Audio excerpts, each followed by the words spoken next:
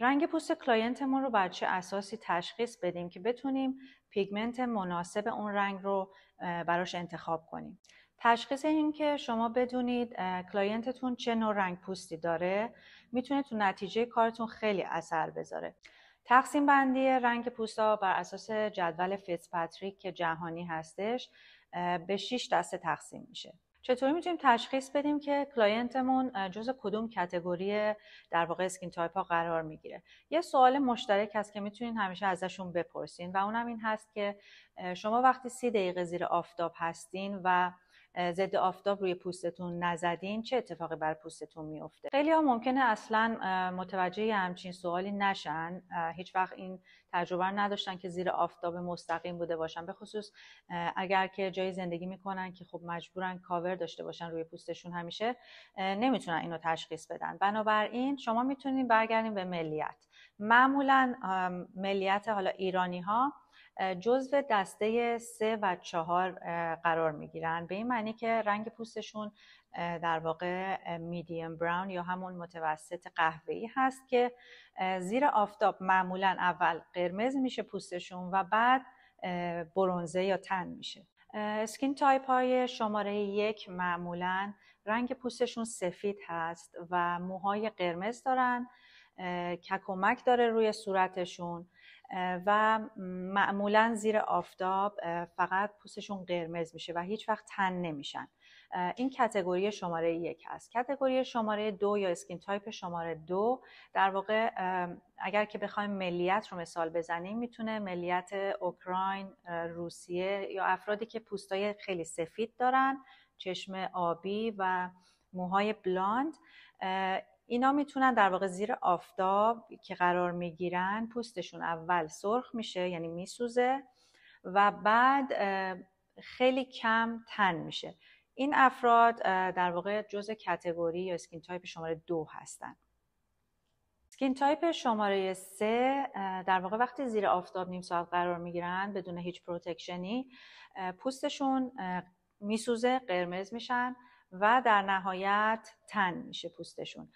کاتگوری شماره 3 میتونه اگر که بر اساس ملیت باشی میتونه ایرانی ها شاملش بشه و اسکین تایپ شماره 4 شامل افرادی میشه که در واقع پوستشون زیر آفتاب کاملا تن میشه بدون اینکه بسوزن و خب در واقع میدل ایسترن ها میتونن جزء این کاتگوری قرار بگیرن. اسکین تایپ شماره 5 افرادی هستن که پوستشون قهوه‌ای رنگش و زیر آفتاب فقط میسوزه پوستشون و خب به طبع رنگ پوستشون قهوه‌ای هستش که میتونه ملیت در واقع هندی ها باشه. اسکین تایپ شماره 6 یا در واقع افریکن امریکن که رنگ پوستشون کاملا تیره و سیاه هستش، زیر آفتاب معمولا یه مقدار سرخ میشن، یعنی میتونید که در واقع این افراد رو جزء کاتگوری آخر قرار بدین و رنگ پوستشون که در واقع تیره هستش جزء اسکین تایپ فیتزپاتریک شماره 6 بذاریم. چه رنگی رو تشخیص بدیم که مناسب هست برای به عنوان مثال اسکین تایپ شماره 4 رو مثال میزنم که خب ملیت ایرانی هستش. معمولاً اگر که بخوایم توی کاتگوری رنگ ها بریم از لایت ترین تا دارک ترین قهوه‌ای رو میتونیم ما بینش رو انتخاب بکنیم، یعنی نه خیلی لایت نه خیلی تیره، به این دلیل که اگه خیلی لایت انتخاب بکنین خب رنگ پوست در واقع پیگمنت طبیعی پوست تیره تر هست و باعث میشه که خب وقتی میکس میشه با رنگ پیگمنت انتخابیمون کاملا اونو محوش بکنه. ولی اگر رنگ تیره تر انتخاب بکنین خب به طبع در نهایت خاکستری میشه. پس برای انتخاب رنگ شما بر اساس رنگ پوست مشتریتون میتونید تیره یا روشن انتخاب بکنید.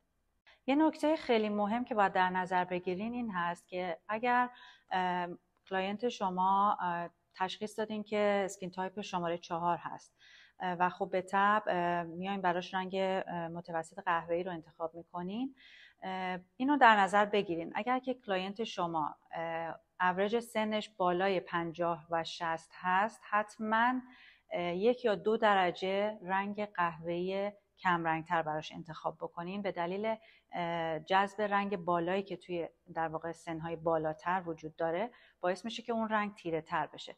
پس برای سنهای حدود بالای 50 و 60 میتونین این استثناء رو قائل بشین که در واقع رنگ رو کم رنگ تر انتخاب بکنید.